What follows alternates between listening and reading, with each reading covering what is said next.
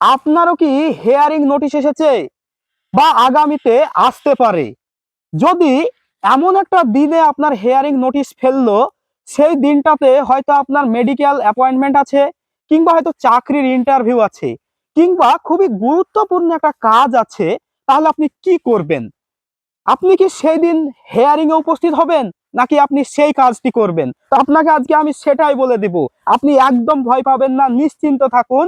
কিভাবে কি করবেন সেটাই আপনাকে আমি বুঝিয়ে বলে দিচ্ছি। তো বন্ধুরা, আপনারা যেটা করবেন সেটা হচ্ছে একটি দরখাস্ত লিখবেন।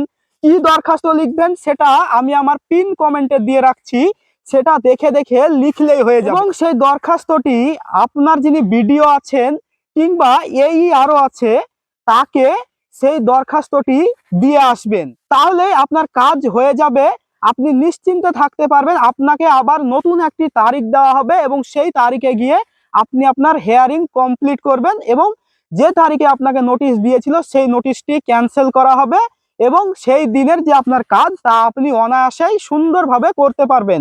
তো এই বিষয়টি অনেকেই জানেন না, তাদের জানার জন্য ভিডিওটি বেশি বেশি করে শেয়ার করে তাদের কাছে পৌঁছে দিন, তাহলে অনেকেই উপকৃত হবেন।